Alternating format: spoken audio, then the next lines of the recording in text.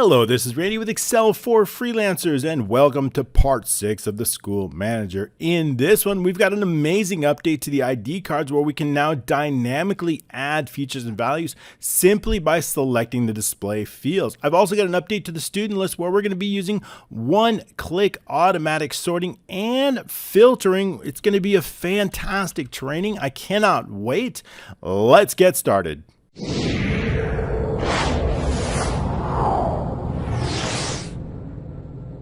All right, thanks so much for joining me. I've got an incredible training for you today. We're going to be adding information to the ID cards. We're going to be speeding these things up, editing and finishing customizing, and we're going to be making updates to this ID card as well as a whole lot more. I hope you like these trainings. If you do, I've got an incredible course for you called the Mentorship Program where I'm going to teach you how to design, define, deploy your own Excel applications so you can earn passive income. We're going to be building an entire accounting application right within it from week to week. You can get there by myexcelmentor.com. You can find all the information you need. It's an amazing course. Students are learning incredible things, and I hope you'll join us there. All right, let's get started. We've got a lot to cover. Okay, one of the first orders of business is to make sure that we can switch tabs properly when we're in the edit mode. When we're in the edit mode, it's going to create a bug. Right now, it won't create a bug. However, if we're in the edit mode, it will. So let's take care of that first, because I want to make sure that these shapes are all grouped properly. Notice that student ID group to make sure that we're in the edit group. And I also need to take care of this button. Notice the finish customizing came up, and I want to make sure that that's hidden when it's being customized. I'm going to click on that now. Also notice the time that it's taking to do that. We're going to update that so that it's much faster. So when we click edit ID card and I click on another one, it's going to create a bug. I'm not going to do it right now, but I'm going to show you why. We're going to fix that right now. So let's get into the VBA.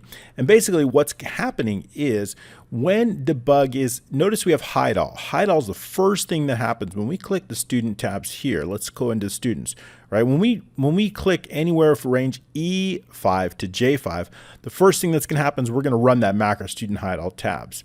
And what's happening is it's looking for this student group, but it doesn't exist. That group only gets created when we finish the customizing of the ID cards. Here's the student ID card macros. Here's the finish customizing macro. So this particular group gets created right here. Notice we assign a specific name to that group. It gets created. But if it's in edit mode, it's not created. So all I really need to do is remember that it's the student ID group, check for it, and then run this macro if it's visible. So let's do that right now. If it doesn't exist, we need to run it. So I'm going to do that right now inside the student tabs here. We're going to just run a check. So the first thing what I'm going to do is I'm going to dimension, and so we can run a test for it. We're going to call this ID group, something simple, as a shape. And I want to run a test for it. Now it could create an issue if it doesn't exist. So we do need to check for that. So on air, resume next. And then what we'll do is we're going to set the ID group is going to be equal to, and then dot shapes were already inside the students, and then it was called student ID group. I believe that's important. I got to tell you, yeah, it's right down here, student ID group. Okay, so we're going to set it, and then on air, resume now. On air, go to 0. Okay, so now that we have that, all we need to do is run a check. We don't need this anymore. So just to double check, well, we do need this in a moment, but so what I want to do is I want to check, does it exist or not, right? So we can run it if the ID group is nothing, then it doesn't exist. Then we need to run the macro. I'm going to paste that in. Run that macro to finish customizing it. That'll create the group. So once that group is created, there will not be a bug right here. All right. Also, what I'd like to do, just so the shapes don't get compressed or anything like that, what I'm going to do is I'm going to take those hidden rows, I'm going to bring them down here. And that way we do all the grouping and everything first before we're actually hiding rows so that they don't get shrunken or compressed or anything like that. So now we take a look. Now we go into exam. It's still going to take a while because we need to make that macro faster, but we'll take a look and see how that works. Okay, great. That's just the way I like it. Now we'll update this finish customizing. When it's grouped, I want to make sure that this is hidden automatically every time it's grouped. We want to make sure that those two buttons, regardless, every single time it gets finished, that we're going to hide that. So let's do that. So let's just give these two a name here and select on it so we can see what we're selecting. And we're focused on those two buttons here. It is these. This is the ID card. So we'll call this finish button back and call this finish button. And I'm going to hide those individual finish button icon. So those two are going to get hidden, and when we're moving tabs or anytime it's hidden, I want to make sure that those are hidden automatically. So because they're part of a group now, so we need to hide them individually. So finish button icon and finish button back. So let's do that. When we're finished customizing it, we want to make sure that when we're switching tabs, I want to make sure that those are always hidden because it's always going to be finished. So under the student tabs here, we're going to go down to here, the student ID. We want to make sure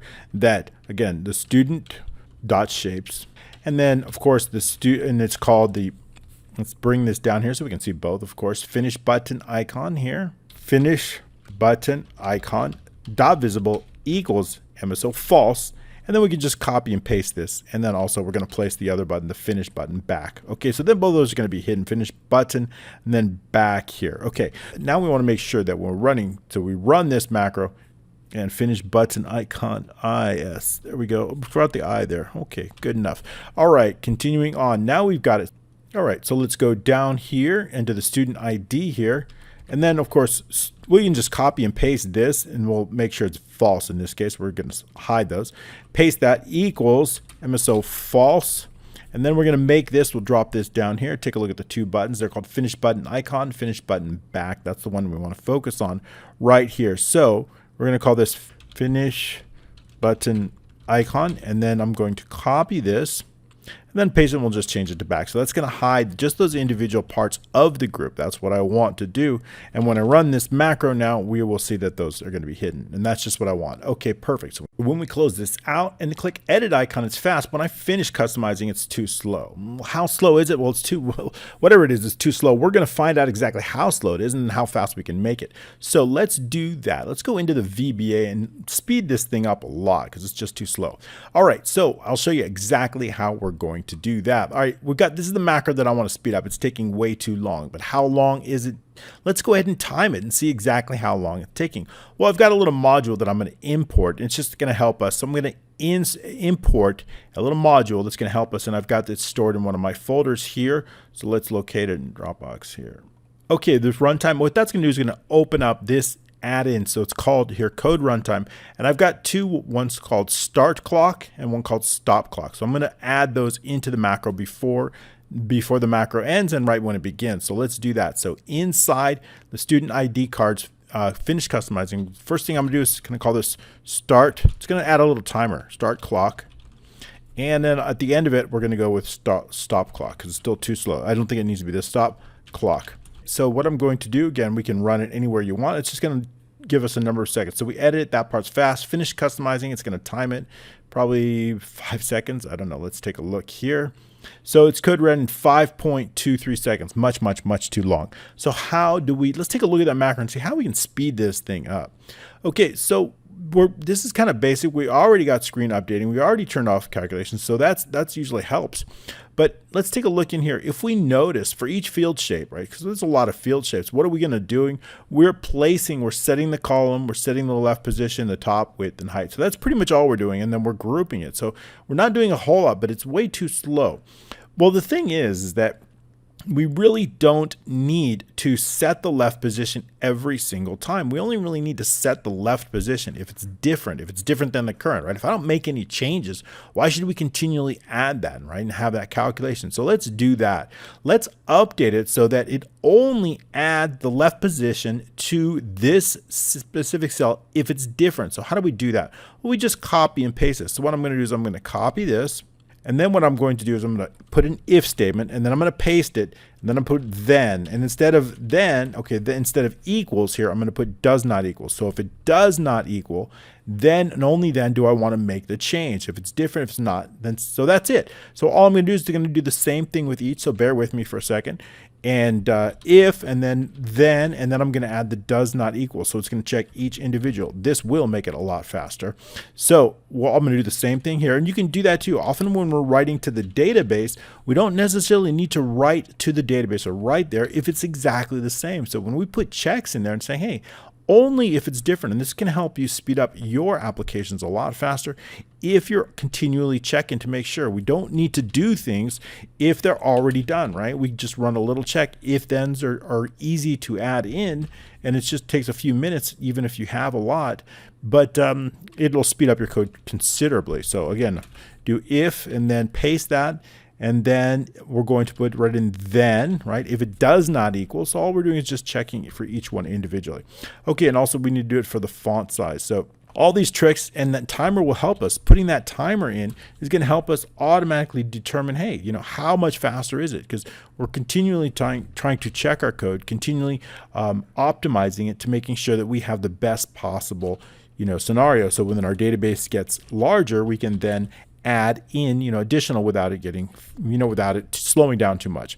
Okay, the last one, this is going to be the RGB. So we're going to type in if and then paste it and then does not equal. Okay, we'll check for issues and then we'll save our application, and then I'm going to just simply run this macro here, and it ran in 0.46 seconds. Wow, that's like 10%, less than 10%. Much, much, much better. Okay, so notice we're only writing. So basically all I'm doing is I'm only writing these values. If there's a change, if there's no change, there's no need to write it. So again, edit ID card, finish customizing. There we go, 0.38. So now even faster. So now we can remove this. We don't need this start clock. I'm going to keep this macro inside. Okay, I'm going to keep the module in. We'll add to it a little bit. And you can use it. We may need it for other macros if we want to run them faster. Okay, so we've got that done. So what do I want to tackle now? On the ID cards, as mentioned, more editing it. I like that much better. It was way too slow before. So what I want to do now is basically, I want to write some code that if I make a change here, if I go none, I want these fields, the picture and the picture name, to be hidden, right? If I make a change, this is white background, so we need to move that. If I make a change to maybe, let's see, we want to right justify these things. So on the first name, right justify on here, and then we want to left justify these ones. Okay, that'll stick, right? That'll keep the way it is, and it won't. That way the names will be much better. You can also change it to a clear background too. Okay, good. That's better for that. So the point is, if I change this to values only, I only want the value. If I change it to labels and value, I want them both to show up or both to be hidden. So what we want to do is we want to write a little bit of a macro to, this will stay value only. We don't want to write the word picture. And we only want the values only on this one too. So when I make those changes, I want those changes to be reflected here. So how do we do that? Well, that's simply well, it's not that simple, a little bit more complex, but basically it's just the change event. When we make a change to anywhere from E101 all the way down to E120, then that's what we want to focus on. So let's go into the VBA and write some of that code now, and we can see just how we do that. And that's going to happen directly on the sheet. So students, we're focused on the student sheet, and we're focused on worksheet change. It's a worksheet change event. So we're changing that. So we're going to write it down here. This is focused on the student ID. This is focused on the student name. So we're going to go right down here. We're going to call it on student ID. Let's say fields and value changes. So that's important. And also we want to make sure that we're only in edit mode in case somebody tries to get tricky, make those changes. I want to make sure that we are in ID custom. I want to make sure that B99 is true, right? B99 is true. If it's false, we don't want to allow them to make any changes, right? So although the fields are going to be locked, it's just an extra level of protection, right? Changing here, if this is false, is not going to happen. So we want to make sure they make a change. And we also want to make sure that that's false. True. So let's do that right now to ensure that. So if they make a change, if not intersection, and what is the specific? We're focused on exactly the area of E101 to E119. E101 all the way, E101 all the way to E1, let's say 120, okay? So let's write that in right now, down here. E101 all the way through E120 is nothing, and a few others. And range, we want to make sure that B99, is that what it was? B99 is true. Oops, B99 is true. So let's go ahead and make sure that is.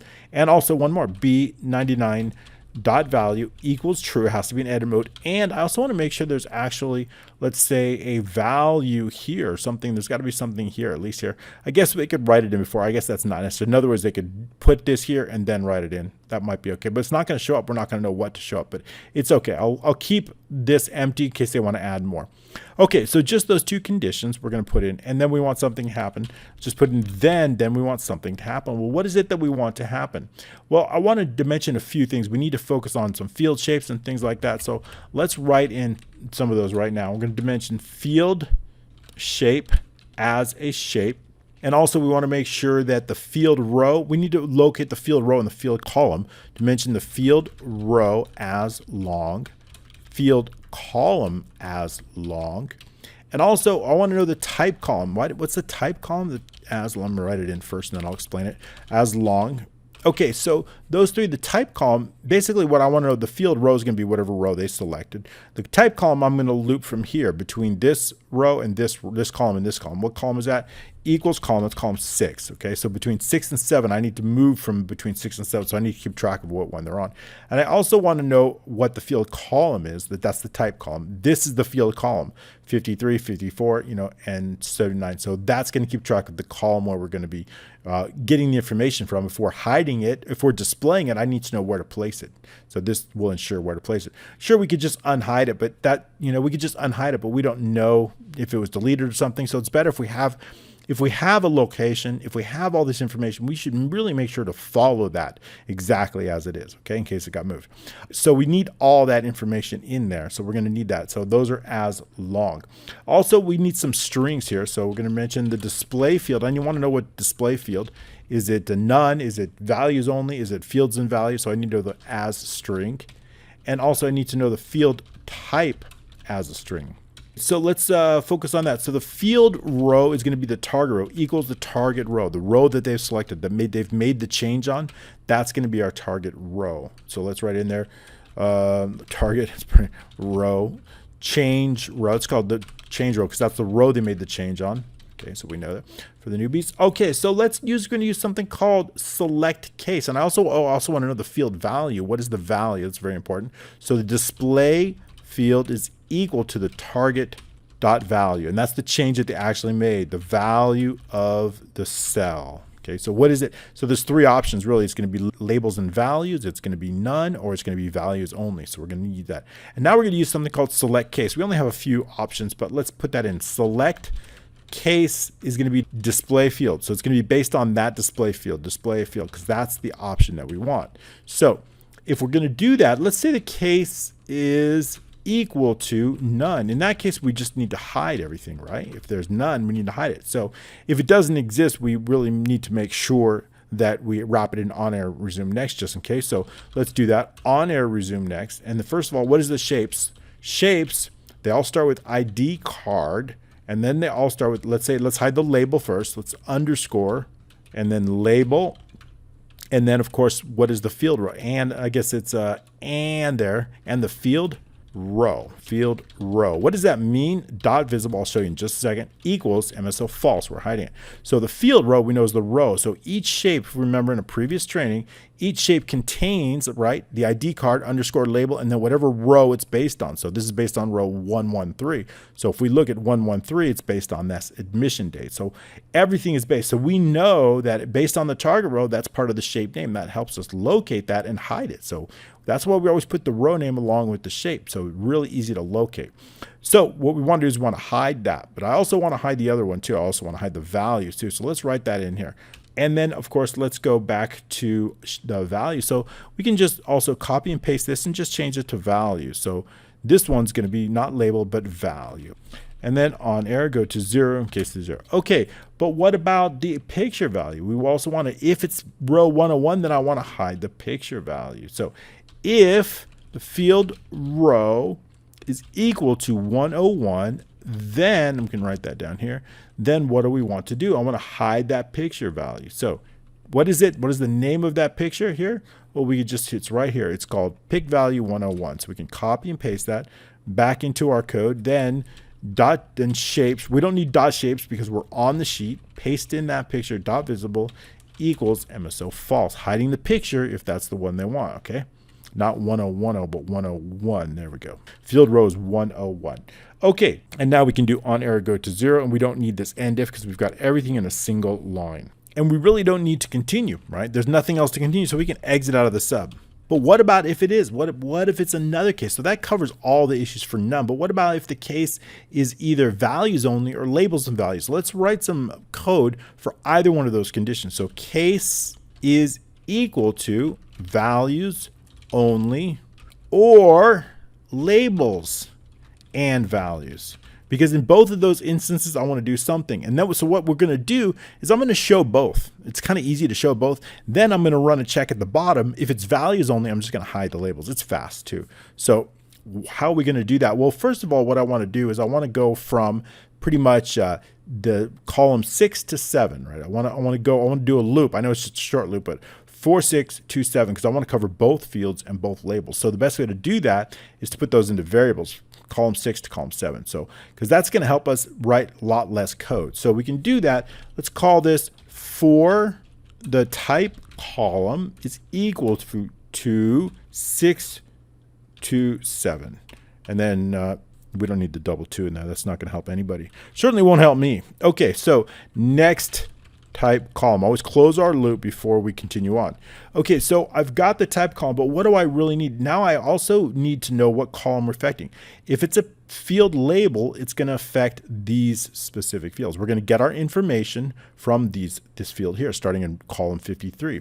If it is a field value, it's going to start in column 79, and we're going to pull that. So basically, based on if it's 6, if the field label is 6, then we know column 6. We know if our field label is here. If it's 7, it's here. So we can do just a little bit of math to help us calculate that. And then if we expand on that, it's going to be even easier. Okay, so how are we going to do that? So what I want to do is I want to set, in this case, the field column. Remember, the field column is going to start out at 53 or it's going to start out at 79. So we're going to do some math for that. So the field column is equal to, and the first one is 53. So let's add in. It's not going to be anything less than 53. So let's do that. 53 plus, it could either be 26 or it can be 0. So how do we know the difference? It's going to be plus the type column. The type column could be 6. Type column minus 6. Now, if it's minus 6 times 26, what does that mean there? Well, basically let's say the type column 6, then this would become 0, then this would become 0, and the column would be 53. If this is 7, we're going to subtract 1. It's 1 times 26, so 26 plus 53 is 79. So that way we get the field column adjusted based on whether it's 6 or 7. So we have our column set just with that little math. Okay, great. So also I want to know if it is going to be, I also want to add in the word either label or add in the word value based on the type column. So we can do that. If the type column is equal to 6, then we're going to set this string variable field type is going to be equal to label. Otherwise, else the field type is equal to value. Okay, that's going to help us with the naming. Remember, we need to add these names in value or label, so we can use a variable to do that. It's going to save us a lot of code. Okay, so type column, that should be something, it's usually lowercase, and that doesn't look right to me, so let me just double check that. Type column should be, here we go. I knew there was a problem. There we go. See? There we go. So now when you do upper and lowercase, you see right away something's not right. And then I knew we missed something. Continuing on. So I also want to compensate if it's row 101, we need to focus on the picture. So let's do the value check. First the value check for field value shape. And we're going to start out with that picture. That picture is exclusive for row 101. 101, if it's a picture, we got to do something very different. I've got to take this particular string here and turn it at the file path and turn it into a picture. So how are we going to do that? Okay, well, let's take a look. If the field row is equal to 101 and the type column equals 7, that means it's a value, then what do we want to do? Then I want to do a bunch of things. Okay, I want to look to see if does the picture exist. If it does exist, then we can just display it in the right position. If it doesn't exist, then we have to create it. So how do we check on that? Well, we can set it. So let's do that. On air resume next. Now what we're going to do is set the field shape is going to be equal to shapes, And what is that picture? We're going to use the same value for this picture every single time. So it's this one right here. I'm just going to copy that, paste, and we're going to set it, and we're going to check to see if it exists. Shapes, paste that in, and then on air resume next. Now we just need to on air go to 0. Now all we need to do is just check to see if it exists. If the field shape is nothing, then what should we do? Then we need to create it. So let's do that. How are we going to create it? Well, what I want to do is I want to create it based on the file path. But first I have to make sure that that file path is actually accurate. Where is that file path located? It's located right here in G101. So we can do that, use the directory. So if the directory, using that, and then range G101, keep writing that 0 there, huh? Dot value, dot VB directory, we're going to check the directory of that specific, equals empty, then we're going to simply exit the sub. Nothing we can do unless we have a proper file path. We could write a message box too, I guess, if we wanted to. Maybe we'll do that. It's a little bit better. Then, so let's do that. Then exit sub here, and then we'll need another end if here, and if, and then message box, because if somebody doesn't know, they have a, please, if they don't know why the picture's not appearing, please set a correct picture path for the student. Maybe we'll set to browse it. You know, you might be able to browse for it, something like that. Okay, exit sub and then end if. So we've got that here. Okay, so that's only if it's nothing. So now what we want to do is I want to actually create that picture. So how are we going to do that? Now we have a good path because we know there's a VB directory. So let's do that. So we just need to simply insert that picture. So pictures dot insert. And then what is the path that we're going to simply insert? It's this one right here, G101 value right here. So copy that, put that down here, and then I want to give it a name. So dot value, so name is going to be equal to that exact name that we've inserted right here, right? I want to make sure it's this name right here inside quotes. Okay, good. So we've inserted the picture, but we haven't set it. We've set the field shape here, but we need to do it again because it didn't exist here. So here, now we need to do it again. All right, if it does exist, it would be set here. If it didn't exist, it's going to be set here. So now we've set it up automatically. So now we can just work with directly the field shape. Else, we've got an else though. What if it's not 101? If it's not 101, so that would be else. So here we have if it's 101 and 7 here, else here, and then end if. So if it's not, so let's just put not picture value. So in that, it's a normal field. So this one, I want to check to see if the field shape exists. This time we're going to focus on a field, just a field shape. So again, let's set the field shape is going to be equal to shapes. What is that shape? It's going to be the ID card underscore and what? The field type. Field type. Remember that field type is going to be value or it's going to be label. We've set it, we created it up here, value field label. So we have here the field type here. And what else? We also have the field row. So and right, the field row. That's the combination. So on air. So we're just checking to see if it exists. And now we're going to write some code to do that. Okay, so that's going to set it. If it doesn't exist, it would create an error. So if field shape is nothing, then we need to create it. So how do we create it? From our sample shape. We've got our sample shape right up here. It's called sample ID field. So I'm going to copy this, and basically all I'm going to do is going to duplicate that, and it's going to create it. So let's do that. Shapes, and then paste it in, dot duplicate, okay, and then give it a name. Dot name is going to be equal to, we know the name right here. It's already right here. And again, it's all we need to do is copy that and paste it here. And then again, all we need to do again is just set it here. So copy this here and just reset it. That sets it to make sure. Now we can work directly with the field shape. So it's been set, and that's end if, okay? So we've got that also. So now we're going to focus directly with that field shape. Okay, so let's do that. We can close the gap here. Now we're going to focus again directly on with that field shape. So here with, let's go down a bit. We're working directly with the shape with field shape. What do we want to do with it? Well, the first thing I want to set the left position of that field shape. It's going to be equal to where? Remember, in the last week's training, we based every single shape based on this cell right here, I-102. So how far from the right is it based on its left position? How far from the top position? So that distance is actually saved inside our table right here. and here. So left position here and here. So we don't want to know that distance I want to place in, but it's always from I-102. So let's write that in right now into our code. The left position is equal to, and we got to call out the sheet this time because we're inside the shape. So actually we can do range. We don't need to call the sheet because it's already inside the sheet here. I-102 dot left, the left position plus, what is it? Cells. We're going to use cells. Why are we using cells and not range? We're using cells because both the field row and the field column are dynamic. So the field row, comma, the field column, we've already said dot value. That's the left position. Perfect. So now we've basically set it up based on whatever's current. So there we go. So, and we can also run a check too to see if it's blank, because if it's blank, then, but okay, if this is empty, which is okay, it's just going to appear directly on the left. It's going to appear directly at that, and then we can move it down. So that should be okay. Sufficient. Now what we want to do is we want the top. So I'm going to put down the hair. So now the top position change, not dot left, but dot top, not the field column, because the field column is going to actually be +1, right? The field column is 1 over +1. And this is the top position. And of course, it's not on the left, but it is actually the top based on the top of 102. Okay, good. So now we're going to focus on the width. So what is the width? I'm going to paste this here. I'm going to focus on the width. And the width is simply whatever is located in here. And this one we probably should check, right?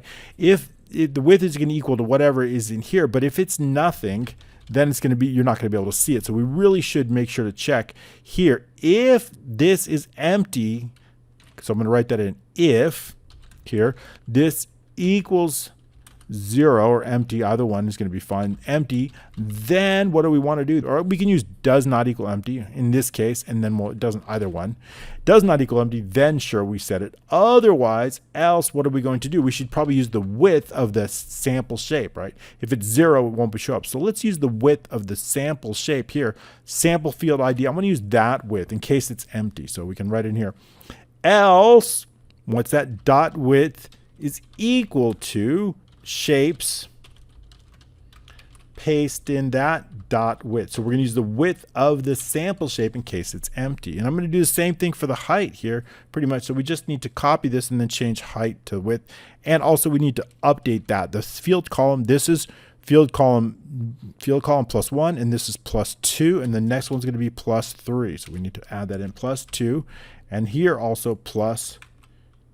Okay, and we're going to do the same thing here, pasting that in, and this is not going to be the width, this is going to be the height. So let's add in the height of that, and also this is going to be, in this case, +3. Here, the width, and also here, in this case, +3. So we'll clean that up in a moment, but basically, if the cells, the field row, +3, if it's empty, does not equal empty, then we're going to go with whatever's in there. Otherwise, we're going to go the shapes, the width of the shape equals this width, the width of the shape. And in this case, of course, this is going to be the height. So we're going to need to change this to dot height. And then we're going to change this. I want the height of that sample shape. Okay, that way we've got a default just in case that it's empty, so it kind of covers us for that. Okay, so what next? Well, I want to also cover the font color, the font size, but I want to make sure that for the next four, it's only if it's not 101. So we need to write a caveat because we don't set font color, the back color for the picture. But before we do that, let's make sure we make it visible. Dot visible equals MSO true. Okay, I want to make sure it's visible, and then in case we'll hide it later if it's values only. Okay, so let's take a look. If the field row is equal to 101, and I had 2 zeros, and the type column is equal to 7, that means it's the picture. Then go to, let's call this skip picture, okay, because it's a picture. And then down here, we're going to put in skip picture. So it skips down all the way, skip picture, because we don't want to add in anything like font colors or anything like that, or font type or font size for a picture. So the following fields are only for text based, because this is below is for non-picture fields. All right, so now what do we want to write for those? So let's go ahead and write that down. First thing we want to do is add a formula to that. So let's do that. Drawing won't come up on IntelliSense. Object here, in this case, formula, let's write a formula for that, is equals, why do we need a formula? Because I need to know if this changes, I want to know it. So for example, if I change this to, let's say, birth date, I want it to appear directly on here. Oops, let's finish that first.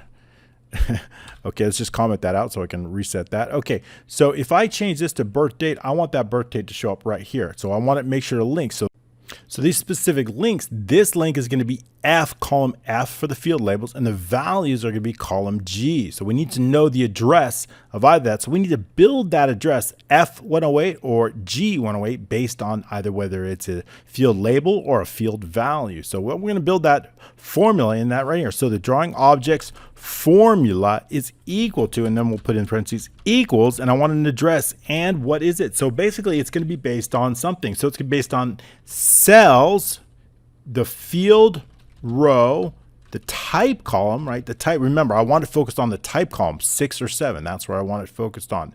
So the type column, TOL, dot, what is it? I want the address under that. So the address of that is our specific. So this is going to give us that address, and that's going to build our formula. So now we have it linked dynamically regardless of the column that it's covering. Okay, so once we have that, now what I want to do is I want to check the text frame. We already have it built up, so why don't we copy and paste it, because we've kind of got it already, and then we'll make it up there. So that's inside the student ID macros, and we have it right here, pretty much here. So let's just copy and paste this right here, and then we'll update it here. So now we can go back into the students here, and then we can paste it right in here and then update it here. We don't need dot cells, right? So we don't need that. We can clear that up because we're on the sheet, working directly on the sheet, so we can get rid of that. So I also have, in this case, of course, it's not, we're focused on field row and field column. That's correct. So +4, that's good. That's good. We don't need the shape. The shape, we're already inside the with field shape, so we can get rid of this field shape here. And so we're checking here and here and here. We're going to update that because we don't need that also. So again, I want to check if it's not empty. So it does not equal empty, then we're going to build that out. So then the text frame font equals whatever's there. So basically it's going to equal there. So let's look at that again. If the cells, right, +4, that what's in that specific cell, if it's not empty, then what we're going to do is we're going to simply use the frame. We're going to set up that text frame, the font name based on this field shape equals the cell's field name. Then we don't need this next equals that we don't need. Okay, so that's all we need to do. Then we can get rid of all of this. So we're going to do that for all of these. We can get rid of this and this and this. Much, much easier to copy and paste here. So also just like here, again, setting the back color here. Okay, so once we've done that, and I'll update these, if the cells, we want to make sure we have that. And I can just copy this, then copying this here, putting it in here, here, and here. Okay, then what do we have? Equals, instead of this, equals. Get rid of this here and just change it with the equals. Same thing here and same thing over here. So then getting rid of this, replacing it with the equals, also here as well. So now it's a lot, let's save us a lot of time of rewriting that code. Okay, let's have a look at this. Oh, we got to update this. This is height, not width here. Okay, take a look at that. Okay, I like that. Let's clean it up, take a look at it. Okay, we have to write just a little bit more, right? We focused on if this is both labels and values only and labels only, but if it's values only, we really want to hide the labels, right? So let's do that right now. Because we've shown them both. So I'm gonna write that inside right now. So continuing on, if I want to run a check here, but we're gonna do it way after the type column here. If display field equals values only, then what do we want to do? I want to basically hide it. But if it doesn't exist for some reason, obviously it should, but if it doesn't exist, it could create an error. So let's do shapes, ID card, and this one it's not dynamic, so we always know it's a label, except the number is, the row is, of course, and the field row dot visible equals, and so false, hiding there. And then of course, wrap it back on error, go to 0. Okay, good. Let's take a look at that. And if, and end select, and then of course the last and if that's when the range is changed. Okay, it looks good. Let's take a look at that and we'll try it out. If there's any bugs, save our work before we try it out. And then, okay, we have this. Let's take a look at this admission date. So if we have this, we click none, both are going to hit be hidden. Perfect. If we click labels and values, both are going to be shown. If we click values only, the labels, perfect. That's just what I want. Let's double check the picture because that's going to be, different only. If we click none, we want to make sure that picture is hidden. If we click labels and values, we're going to get this picture. I think it's up here. Let's take a look at that. Make sure that's showing up. And also if we click value only. So let's just make sure that we have the labels and values showing up. I want this word picture to show up. All right, let's take a look. I think it's showing up, but I think it's too small. So let's take a look inside our ID card label. This is the one I want to focus on. If we go into the format, we see 0, 0. So if we go look in here, we see the size is 0, 0. So we don't want that. So I think nothing's not going to work for us. We really need to change this to, especially with 0. So it does not equal 0. In these cases, 0 and 0, especially the top, the left. Okay, so let's try that in case we change it to 0 and see how that works. In case it's 0, then we're going to set a default. So let's delete this. I'm going to delete this particular shape here. And then we'll just double click on this, add it again, and there we go. We set a default. That's better. So we set that 0 is what we're looking for on that. Good. So if we want to show that, we can. And if we're going to hide it, we just click values only. Very good. That's all we need to do. Now we can basically show and hide labels and values simply by selecting them and unselecting them. Much easier that way. Okay, great. Glad I could show that to you. Also, we need to set this print ID card, right? We've got refresh fields, but we didn't do print. Let's do print inside the ID cards. That's kind of important. So inside the student ID cards, all we need to do down here and then just do print ID cards. So let's do sub, very easy, student, and then we'll just call it ID card and then print. So all we really need to do is for this is just get the range, right? I need to know what range are we printing out. Well, it's really simple. We're going to use a page setup. We know that the range, we've set a specific range for this, and then we don't need this one. Let's just delete that. Student ID. So this is the student ID. We need get rid of that. That's just go to values only, and that should hide that. Good. All right, so what do we want to do? In this case, what I'd like to do, let's update that student ID. Right here. Okay, so what I want to do, I just want to print this. It's going to start at I102 and the last range is going to be right here in K119. So let's set that print range to I102 to K119. So the first thing we want to do, we don't even need to call it students.page setup. In this case, .print area is going to be equal to, very simply, and then we'll use absolute I and then 102 through, in this case, K also will be 119. Okay, that's it. That's all we need to do. And then just print students.print out. And in this case, what are we printing out? Obviously, I don't want 2 copies, preview, active printer. We'll put that as true. Print to file, collate, print to file name, and then ignore print areas, and this will do this false. Okay, that's going to print to the default printer. And then all I want to do is just simply copy this macro and then assign it to the button here. Then we're going to be done. So I'm going to hold down that. Let's see, right click, assign the macro, paste that in, click OK. And then also print the ID. It's going to print debug. Let's take a look. No S in that. Okay. Continue on, run it again. And then we'll take it. It's going to print to my printer and snag it, which is the printer. And we'll take a look. There we go. All right. It looks nice. We got our ID card printed in just 2 lines of code. Very good. Okay, another issue that I noticed when I switch tabs and I switch back, I noticed that that group is not positioned properly. Notice it's a little bit up, and also we have some images here that should not be showing up. So instead of actually making them visible, invisible, what we're going to do is we're going to delete them on the one we just did. So see how it's all, so why don't we position this accordingly, exactly how we want it, which is going to be about right here. And then what we can do is then also I want to delete these images. We don't need these, but I want it placed right here. So it's going to be based, pretty much that group is going to be based located on I101, and then we'll position it off. So how are we going to do that? Well, the best way to do it is with the tab. So let's go back into the developer, and then we're going to focus on those student ID tabs here.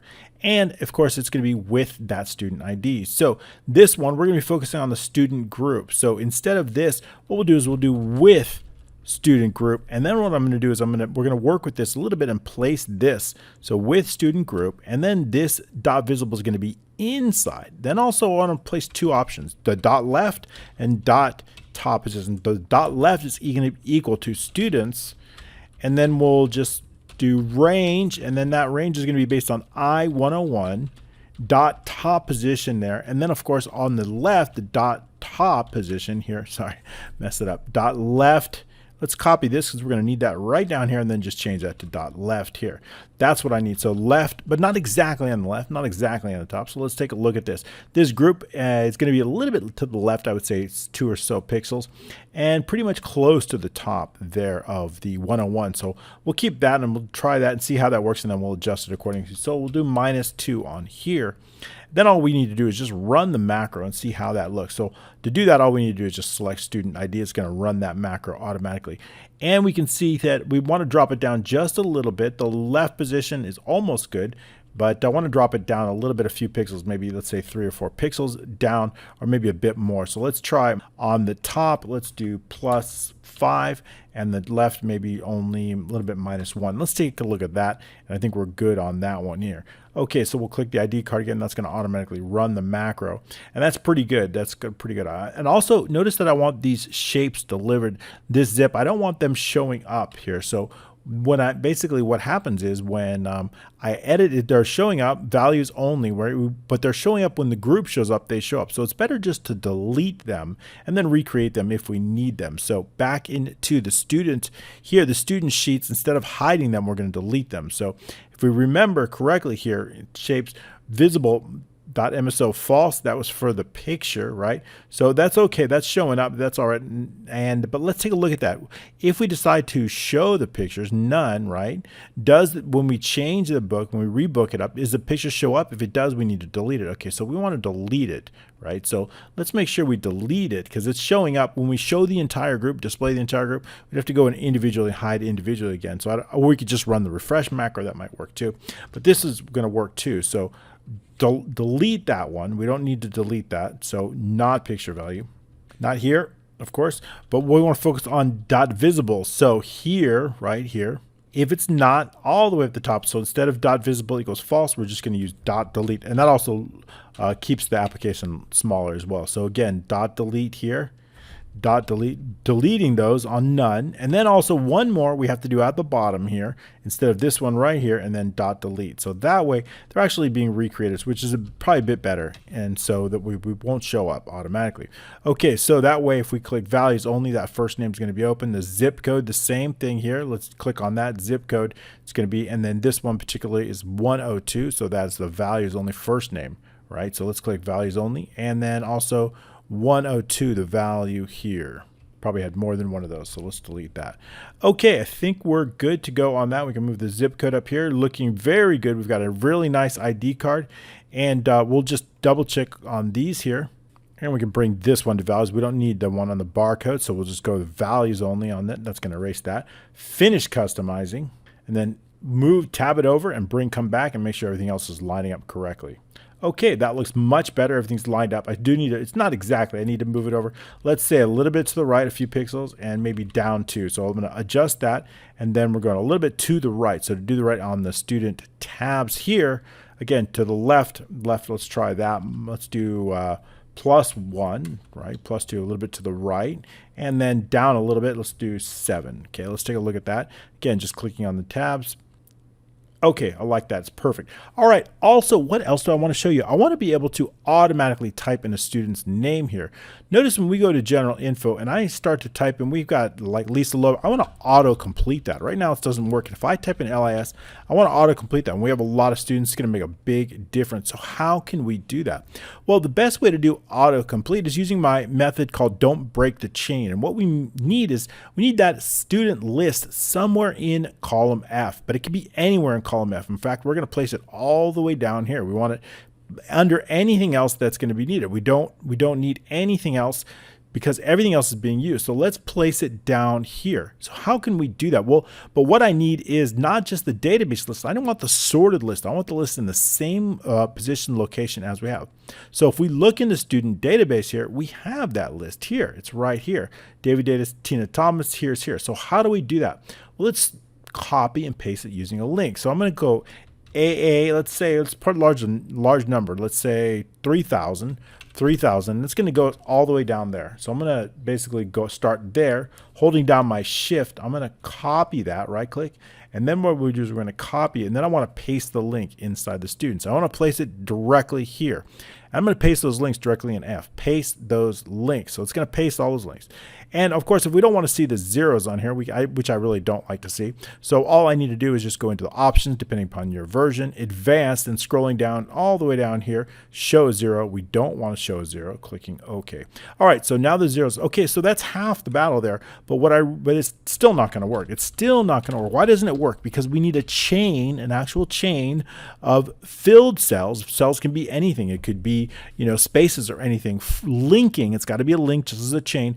This particular cell with this, and it doesn't have to be a direct, doesn't have to go all the way down. It can be adjacent cells as well, and we have that space here. So if I put a space here, and then I do the same thing for every single column, if I copy the values and paste those values right here, and I go all the way down, let's say to here, and I paste special and paste those values in, then what I need to do is I need to create a link here and maybe here just to double check. Now we have a link. Now we're linking it from here all the way up, and of course I pasted it. Notice we have hidden rows, but I've pasted it in every single one. So now if I type in Lisa, it's automatically going to come up. And then if I type in David, okay, David Thomas, but we have David here, and we also have David Davidson here. So we've got two different Davids. So as soon as we start typing in, it's going to come, there it is. And likewise, Tina, let's double check Tina to make sure, T-I-N, and automatically comes up. Okay, great. So that's a really way. Notice we have filled cells here. We can't see them, they're spaces. So it can be adjacent. That's how we auto-complete. I'd like to now turn our attention to the student list. In this particular list, something we created just a few weeks ago, I want to now add additional features to this, like single click sorting. So when I click on one of these headers, it's going to sort that column automatically, regardless of the column I select. I'd also like to add some type of filter in here. So if I enter some information here, it's going to filter it based on whatever I enter. So let's move this data down just one single row. I want to keep this first row available for the user entry. So we're going to paste that in there. And then what I'll do is I'm just going to clear this particular row out here, and I'll format a little bit different so that the user knows that they can then go ahead and enter some filtering text. So we'll just color that white, and then I'll add some borders around it. So that way the user, all they need to do is just simply enter information in there, and then it's going to go ahead and easily filter out just by entering it. So it's called inline filtering, that's what I call it, and it's really easy, relatively easy, and it's really powerful. Now the only difference is we have to make some considerations for the dates field. They act a little bit differently, and I'm going to show you exactly how to do that. I'd also like to add some conditional formatting here based on the data, so it's a little bit some dynamic conditional formatting, so that as the data grows, so does the conditional formatting. Okay, so how are we going to do that? Well, it's relatively simple. let's unhide it. We got a hidden column here, so I want to unhide that column, making sure. Okay, already done there. Good. Okay, so let's add that conditional formatting here. So what I'm going to do is I'm just going to highlight all the information here, and then go down here. Any number of rows will just go down. Let's just say here, any number of rows is fine. Now, what I'm going to do is going to add conditional formatting based on odd or even rows. So how are we going to do that? Conditional formatting, and click New Rule.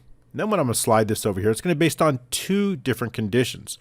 So I'm going to add a formula, and it's going to be equal to and, right? I want two conditions. The first condition is I need to make sure that there's actually data in the row. So how do we do that? Well, it's going to be based on, let's just say N26 is going to be our first row that we're going to apply this to. Now we're going to remove the absolute dollar sign in front of the 26 because we want it available for every single row. Does not equal empty. So that's the first condition. What is the next condition? Well, it's going to be based on the odd or even row. So we're going to do equals mod. That's going to trigger my auto hotkey, which is the formula. It makes things a little bit quicker because I use this so often. Mod of row 2 equals 0. And what does that mean? That means even rows. So I want this to apply to even rows. I'm going to copy this because I'm going to use something very similar as well.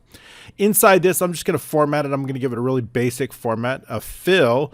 Let's just say a fill of this color, this gray color. It's going to be a little bit, and I'll add a border all the way around it. I'll keep it really simple and add a border all the way around it, and click OK. Click OK.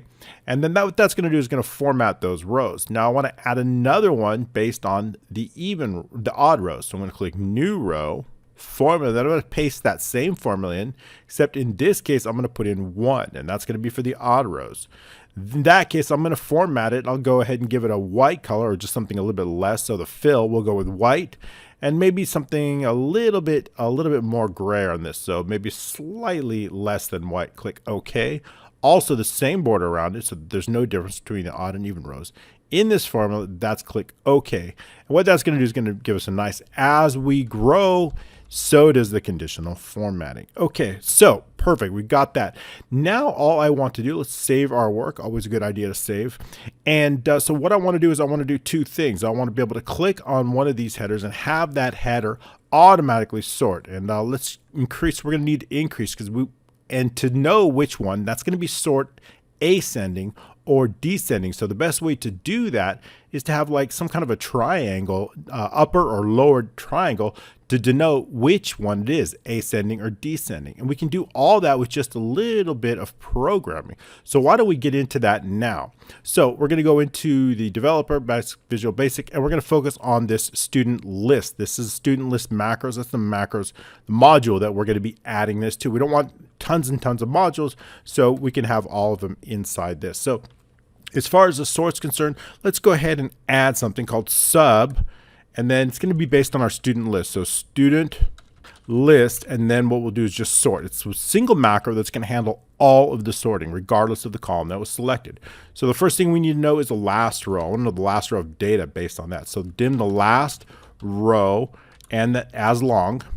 And also I want to know the header column as long. I need to know what column's been selected. Header column as long. I'm also going to have to loop through those columns and also remove any of those arrows that we're going to be adding. Also, I want to know the sort type. Is it descending or ascending? Sort type, and that's going to be a string variable as the string.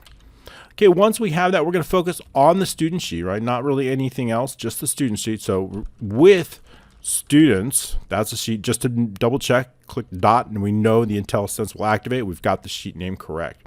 Okay, the first thing, I'm just going to clear any sort fields. So dot sort, and then sort fields, and then clear. So we're going to clear any sorts that might be there already.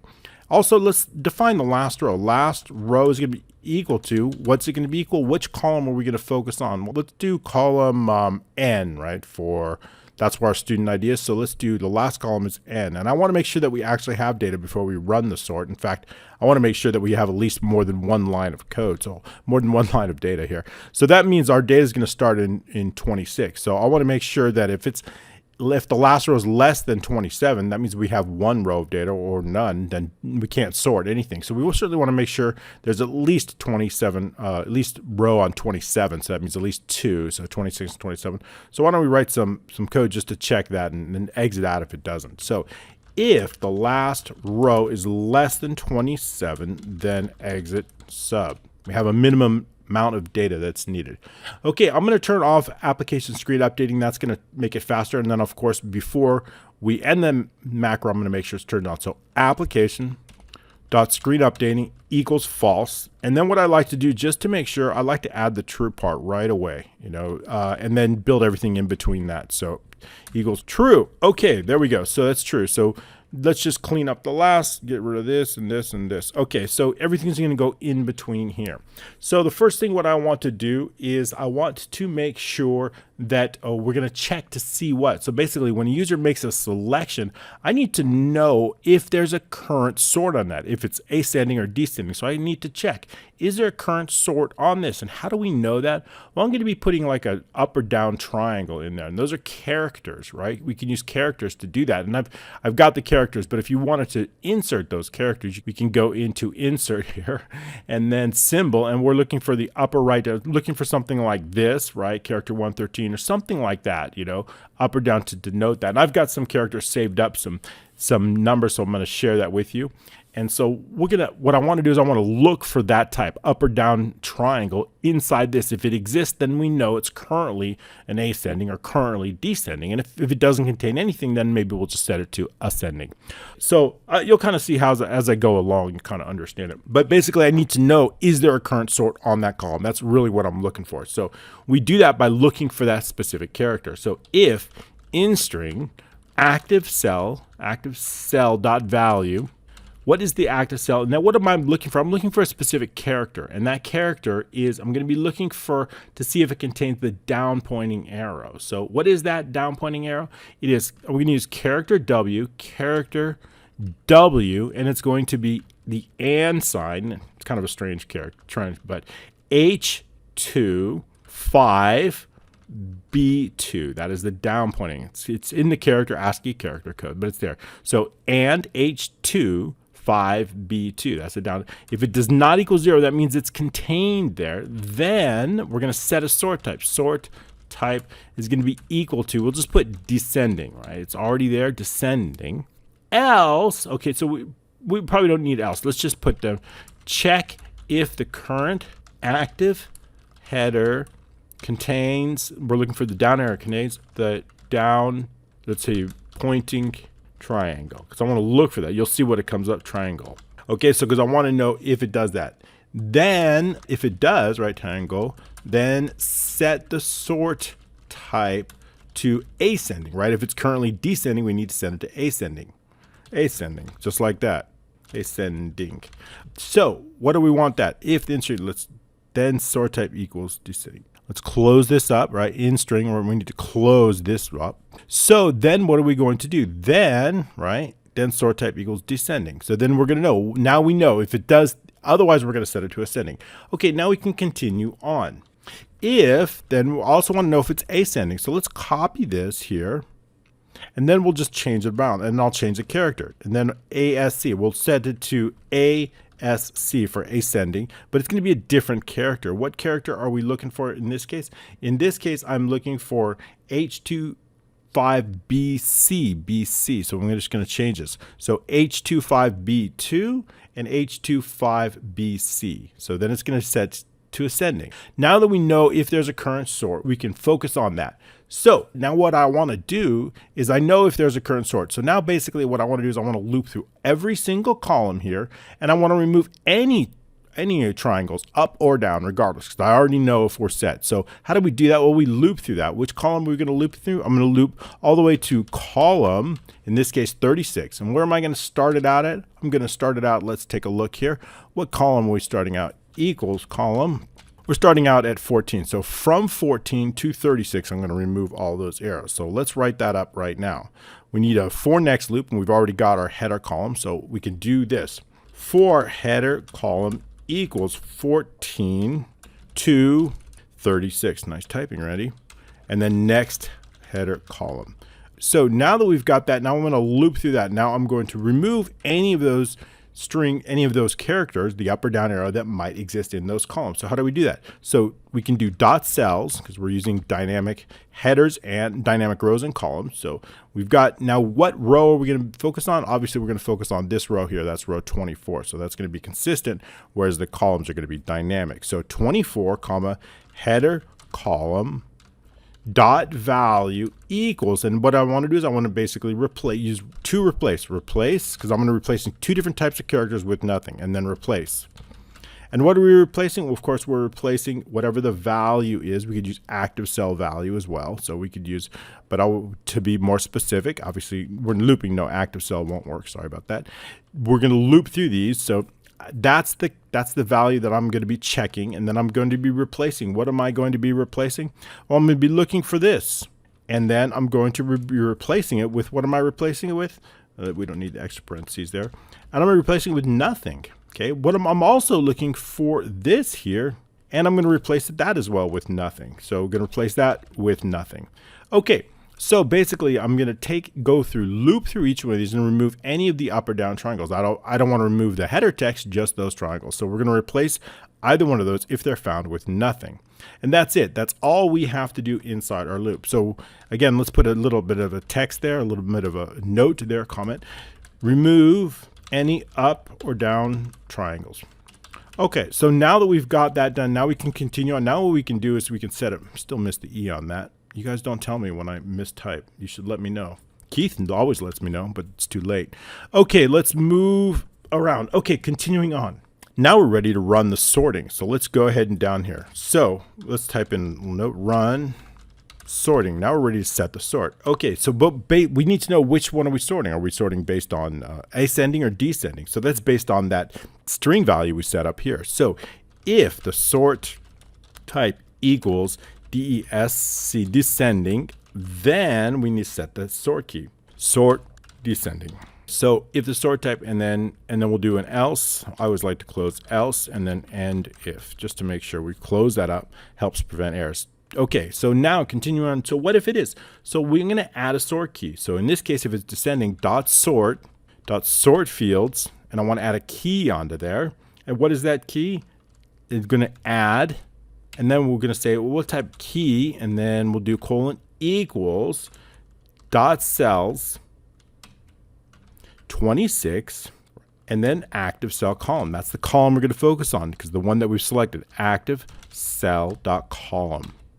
Okay, then what do we want to sort on? Sort on colon equals, I want to do XL on values, XL on values.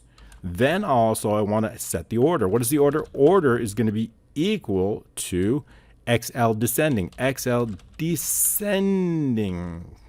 Spell that right. Okay, then once I have the setting on the descending, I want to know if we are going to add a data option. Sure, data option colon equals sort normal. XL sort normal. Let's capitalize that. Sort normal. Okay, then we're going to set descending. That's just basically set descending. Okay, now there we go. So else, what else are we going to do? Also, I want to set, in this case, I want to set that triangle. I want to set that down pointing triangle. So again, here, how do we do that? The active cell dot value equals active. So whatever the text there is, active cell dot value and something else. And what else do we want to add? I want to add some information here, that triangle. So how can we do that? Active by equals, and I want to add the character, this character here, right here. That's the one, the ascending. Very good. I want to add in that descending character. Okay, we don't need the extra. Add in descending triangle. Perfect, because we're descending. I want to add in that descending. But what else? If it's, let's copy this, and else, we're just, all we need to do is just make the quick change. Else, in this case, it's ascending, ascending, ascending. And also we want to add in the ascending triangle, not descending. Okay, and instead, this is not BC, this is B2, B2. So that's how we do it. Okay, so once we've set that, that's based on either ascending or descending. So we're good on that. Else, let's just say ascending here, ascending. So now we're ready to make that sort. And how are we going to do that? Dot sort, and then we're going to say dot set range. We need to set that range so we know. So what is going to be that range? In this case, the range is going to be students, calling out the sheet again, dot range, just to make sure.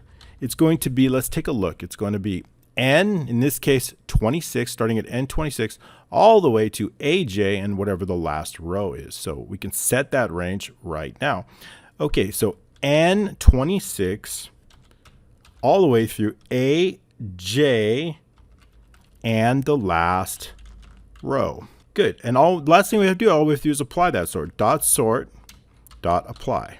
Okay, very good. Application. And then maybe what I want to do is I don't want to keep the selection in it, so I want to select something else. We'll just select, let's say, N25.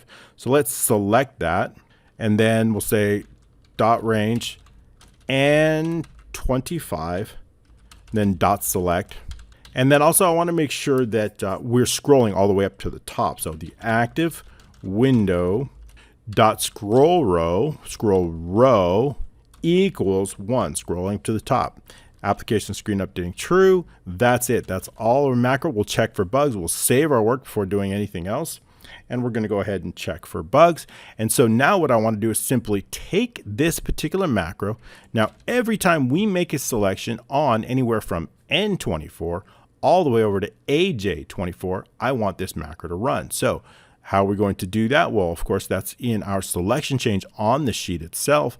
So we're going to focus on the student sheet. We're going to look on selection change, which is down here, selection change. We're going to write a brand new, let's call this on header selection of students.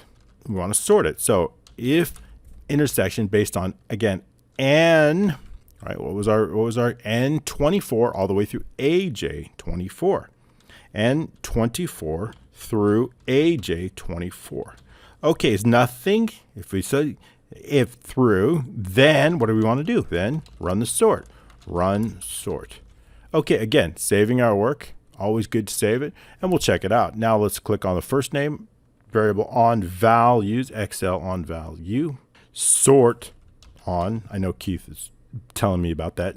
Sort on. He's like, you missed sort. You missed the word sort. Okay, I know I missed it. All right, let's take, and then obviously we need to do dot sort because with the sheet, right? We're focused on the sheet, so dot sort. We need to add those keys. All right, let's continue on, checking for any issues. And this one here, not validation. Wow, a lot of errors. Good job, Randy. Value, not validation. Value, right? The active cell value. If I type too quick, that's what happens, and I don't check my work. Let's take a look. I think we're good now. Student name, checking on here. All righty, there we go. I like that. Addresses and the student ID. Nice. Okay, cool. That's it. That's all you have to do for a single click sorting on the header. Now what I want to do is I want to show you how to add a filter. What I want to do here is start typing in T or something like this, and I want to filter automatically based on any change. So how we can do that? Relatively simple. The first thing we do is really two components. I want to be able to filter, and I also want to be able to clear a filter. So to do a clear filter, we'll add a button to that. So I'm just going to copy this button here, the inside. I'm going to Control C, and then I'm going to paste it right up here. I'm just going to create a filter. I want this button called clear filter. Clear filter. And that button's going to run the macro that clears the filter. And then I'll reduce it down to about 1.2 or 1.1 should be sufficient enough. And then I'll add an icon here. So let's insert a picture. And I think I've got some saved up here in this folder right here. School manager. All right, these two are what I want. Insert. And then reduce them, let's just say down to 0.2. And then we'll reduce that X even smaller than that. I'm going to bring this over here, and that's going to clear our filter, and we'll bring that button up, and also make sure it's easy to also clear. We'll assign that macro in just a moment, but it's easy to click on those very easily. So let's remove this macro just temporarily by clearing that out. And then we're going to make this, let's say, even half the size, so we'll call it 0.1, and then I'll zoom in. We can take a look at this button, make it better, clear the filter. Okay, reduce the button a little bit, and then we'll add the X, and that's going to clear this filter. Okay, bring that up to the front so we can see it. Perfect. Okay, I like that. That's going to clear our filter. It's our button to clear the filter. And then I'll just select all three, holding down the Control, and then I'm going to group them, and we're going to call this Clear Filter Button. Okay, and it is this button also that we make sure to hide. And always when we group it, we have to format those cells, size and properties, and make sure that we are sizing, but not sizing, but moving. Okay, so we just did that, saving our work here. I can then zoom out, but I want to make sure that this clear filter button, this gets hidden when we go back to the students and gets shown when we do that. So let's add that to the macro before we forget. So that's part of our student list macros here. That's the top of them. So here we go, student list show. We want to now show this button, right? So let's do that. Let's dot shapes, and we pasted it, clear filter button, dot visible equals MSO true. Now we can show it or hide it. Let's just show it in case there is a filter, but we can also hide it when there's no filters. So you can do that too. But just to make sure, I really want to make sure it's hidden. More importantly, that it's hidden. So we're going to copy this, and when we're student list, hiding the student list, we want to make sure that we're hiding it. So let's see, let's put it down here. Let's put it, because it's always going to exist here. We don't need on air, resume next. And then what we do is make this false, where we're actually hiding this button. Okay, so that's going to do that. That's just going to hide that button when we move to the student information. All right, let's take a look at that, making sure that it's hidden back to the students. And then we can reduce that down to about 100%, and then student list. Okay, it's showing properly. That's the way we want it. And so when I click this button, we're going to clear the filter. So let's write two macros, one to filter and one to clear the filter. Okay, back into the VBA we go, and then we'll stay on this module, the student list module, and we're going to go all the way down here, and we're going to call this sub student list clear filter. So sub student list clear filter. And then also another macro that's going to actually filter that, the one that's so sub student list filter. So for the student list clear filter, relatively simple. All I want to do is pretty much clear whatever data is in here. And then whatever's from the database here, I want to bring it in. This is our student database. So I want to bring all that in, not including the full name, but including up to the inactive date, and bring all that into the student. So after I've cleared it. So I also want to clear any information here based on any existing filters.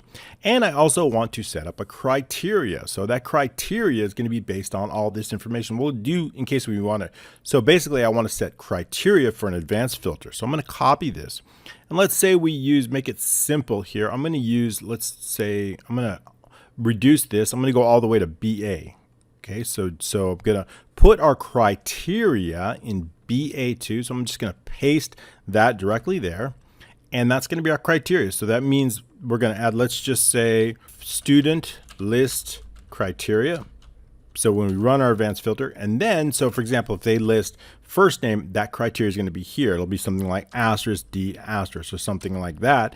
That way, when we set the criteria, that we can run that. And then our results, what about our results? Our results are going to go, let's just say, make it easy.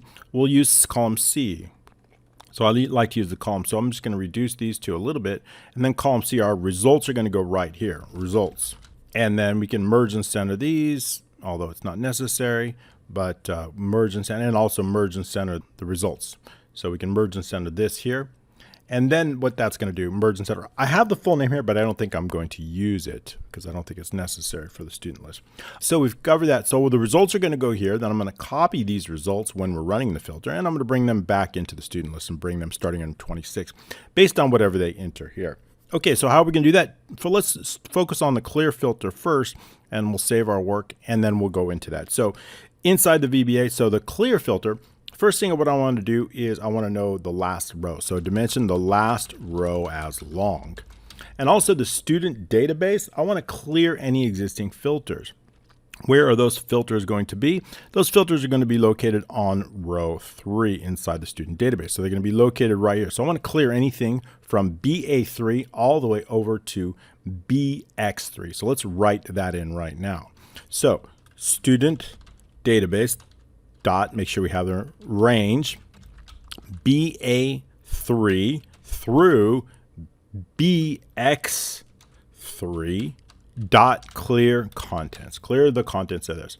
Now we're pretty much going to focus on the student sheet for the most part. So how do we write that? So with students, I also want to clear any range here. So dot range, all the students, including the filter, including this onside the student, is not only the data, but whatever filters they might have put inside row 25. So N25 all the way through AJ and all the way down, we're going to clear the contents of that. So N25 through AJ and then 99 large number, clear the contents of that. Dot clear contents. That'll clear any existing filter.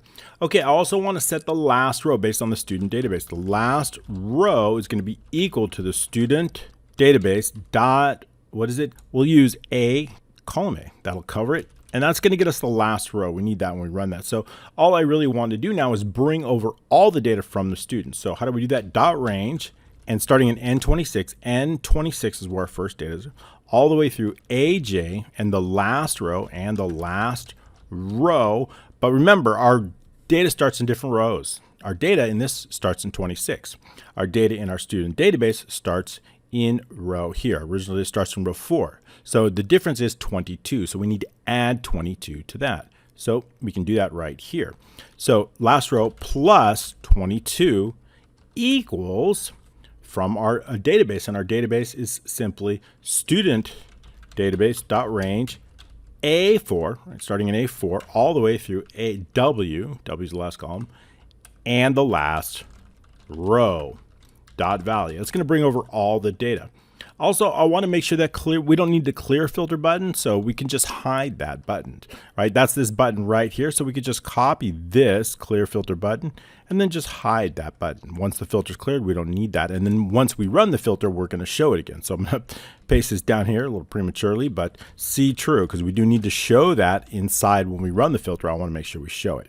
Okay, great. So we've cleared the filter button. I'm going to double check work, save it, and then what we're going to do is we're going to run the clear filter button. We're going to assign this to the button itself. This is the one I want to assign, and I want to assign it to this clear filter button right here.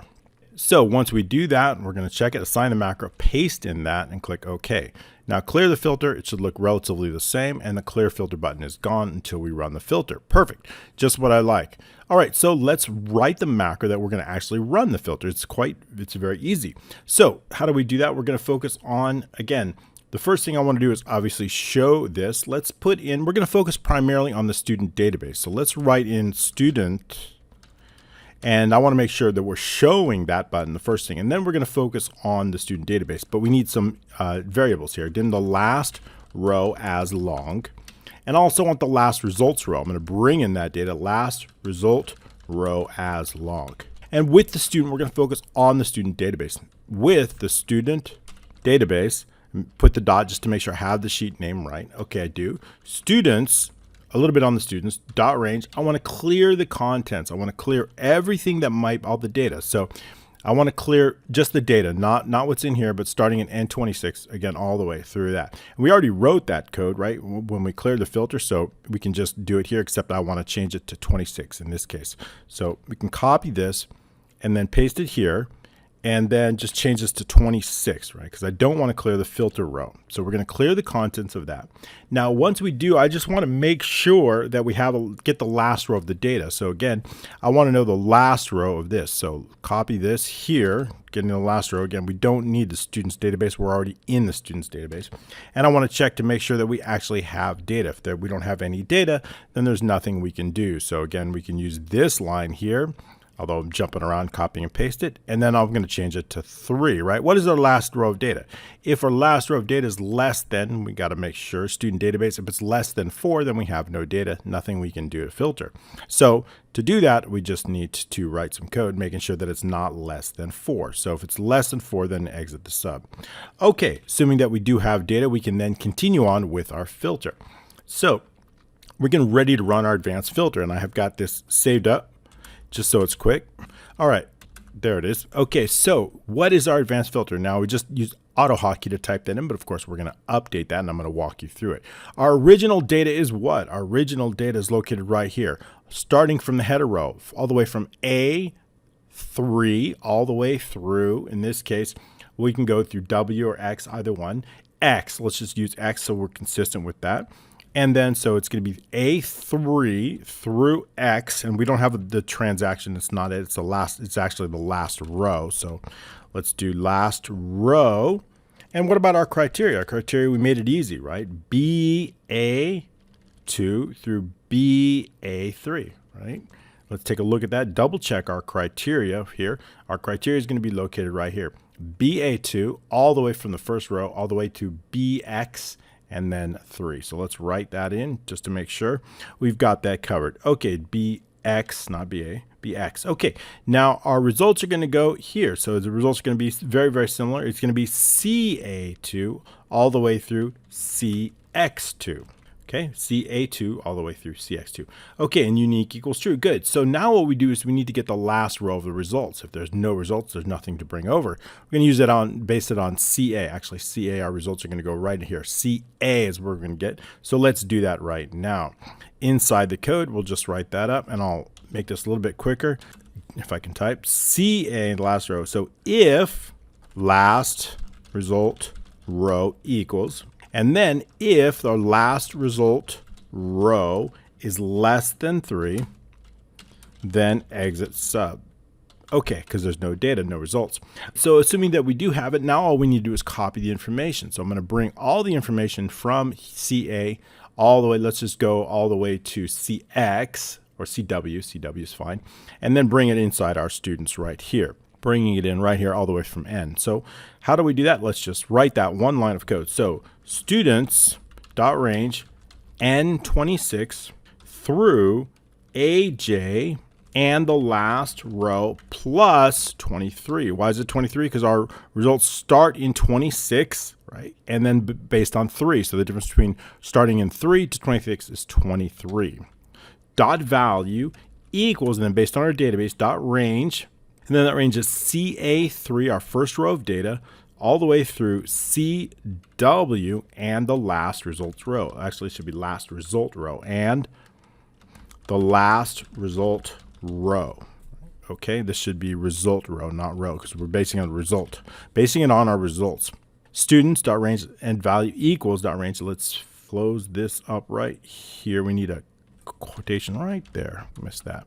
Okay, so again, we're starting in row 26 here, and we're starting in row 3 here, so we need to add 23 here. We're basing it on the last results row if it's less than 3. Okay, that's it. So we're just going to go down here and then clear the space out here, save our work. Now what I would like to do is I would like to run this. When do I want to run it? I want to copy this. Now I want to run this particular code when we are actually making the change over to this here, N25 all the way through AJ25. So when a user makes a change, that's what I want to do. So that's going to be based on the worksheet change. So let's take a look inside the worksheet change in our students, and we're going to focus on the change event. Here's the change event, worksheet change, but we're going to add it down to the bottom of this so we can go in order. So it's going to be here, and we're going to base it if not. So let's just put this on filter change is nothing, and obviously it's not H12. Again, we're going to focus basically on N25 all the way through AJ25. So that's the range we need to use. N25 through AJ25 is nothing. Then what do we want to do? I want to run that filter, but I want to do something, a few other things, and if. So we're going to run that filter, but I'm going to run the filter. There's a few different things we can't just do. We need to just add some more text. So what do we want to do?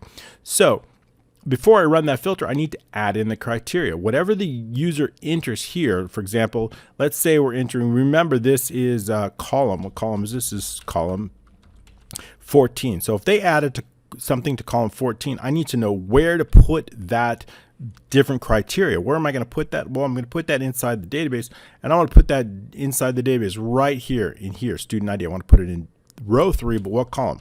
I'm going to put it in column, in this case, column 53. So if I have the difference between 14 and 53, that's going to be 39. So I need to add 39 columns onto that. So how do we, so let's take a look at that. So it's going to go inside the student database, and we're going to use an if then for that. However, I want to handle dates a little bit differently, because dates, I want to use something to just the numerical value of those dates. So we can write some code to do just that. So let's do that. The first thing I want to do is I want to make sure if the target, I want to know if we're going to be using dates or not. So how do we know if we're filtering dates or not? We can filter based on the dates. So what columns are our dates? Well, it's column, I'm not going to write it, it's going to be a date column. So I'm just going to write it in column here. Our column equals column, I know it's the next one, it's 18, right? 18 is the column here. So we have 18, and also we have a few other dates here. We have, this is a date column, admin date, so 1831. And also we have, not this one, 18, 31, and 36. 18, 31, and 36. Those are all date columns, so I want to differentiate between those. So let's do that right now. 18, 31, and 36. I'm going to see if the column's out. If target column equals 18, and then I could just write in this, or 31, or 36, then do something else, okay? So 18, 31, or 36. Those are all of our date columns. I want to handle those a little bit differently. Dates are a little bit tricky in advanced filters. We always want to use the numerical value of those. It's going to help. The number that's corresponding. What is that? What I want to do is this, just so we know we struggle with dates, especially because there's additional formatting. I don't want the date to look like this. I want it to look, when we're filtering, I want it to look like this, right? I want just that number alone. So to do that, I only want to put, so it's that number that I want to put inside this student database. So for our birth date, I want just that number to go here. For, you know, the same thing for all 3 other dates. So how do we do that? We just can use specific code for that. That's going to help us just determine that. So we're going to use the CDBL for that. So, all right, so how do we do that? If the target dot value does not equal empty, then the student database dot cells row 3, right? That's the row we're focused on. Target dot column plus 39, right? Remember, we plus 39 dot, right? If it's not empty, then value equals what? What's it going to equal? Well, I want to use the CDBL. That's going to purchase the number, the double as a double here. CDBL target, all right? That'll give us just the number of the date, which is what I want. Target dot value. Okay, there we go. Else, I just want to clear the contents. Student, and else, what do we want to do? This here, this value, we're just going to clear the contents. So else, this, we're just going to clear it. Else, clear the contents. Clear contents. Right? If it's blank, just clearing the contents. So again, if the target value does not equal empty, we're going to take whatever date the user entered, and we're going to enter the numerical value of that date using C double or CDBL. Otherwise, we're going to clear the contents. Okay, that's if it's dates. What if it's a not date? If it's not date, then I simply want to enter the text, but I want to surround it by those asterisks, by the wildcard, so that anything can go. So again, let's do that right here, and then I can just copy and paste this here and then make the changes here. So here, if the target value does not equal empty, then of course we're not going to use double, but this time the target value equals, again, I want to put the asterisk and the target dot value and another asterisk. So that's surrounded. That way it's going to be anything that's before or after that. Else the target value clear contents. Okay, good. There we go. And then we're just going to run that filter. That's the last thing. So I'm going to, again, reduce that, clear that out, tighten it up a little bit. I'm going to save that, make sure we have our range N25 through AJ. So now let's give it a try and see if we fix any issues that might exist. Okay, moving down here and then back into our student list, and we can just type in F and see how that works. Okay, that works good. Clearing the filter, debug that. If the target value, so this is a larger target value, so the best way to handle this, because there's more changes, is just to add in this. So I'm going to reset this, doing this on Worksheet Change. If the target dot count large, let's do count large, I think the dot count using IntelliSense, count large, is greater than 1, then exit sub. That's how we handle that error, okay? Because we made changes to a lot of cells. And now let's try it again. Clear the filter. There we go. It works just fine. And now let's try it with a date. 1/2/2010. All right, that works very nice. Very nice. Good, good, good. And then Fred, and then just add in. All right, our filter is working good. Awesome. That was really fun. We had a really, really great training. I appreciate that. We learned a lot how to click on a single click column. We learned filtering. We had a lot of changes to the students. We did cool ID card work. In the next training, we're going to finish up the admin. We've got a lot of work on the admin, and we're going to get into teachers. It's going to be a great training. I can't wait. If you like these trainings, I would really appreciate your support. There's so many ways you can support us. One, you can actually pick up the 175 Excel workbook zip file. That's 175 of my best applications packed into a single zip, along with a code library. That's really great. It's a pop. It's only $66. Also, you can share, and of course comment below. All that really helps us out. I appreciate your continued support on this amazing. Let me just change this. Better late than never, right? This is 6, not 5. Okay, and I'm going to change it here too. This is 6, not 5. At least I didn't wait till the end. Oh wait, I did. Never mind. Okay, thanks so much. I'll try to get that updated to you. You can download this for free using the links down in the description. We'll see you next week. Thanks so much.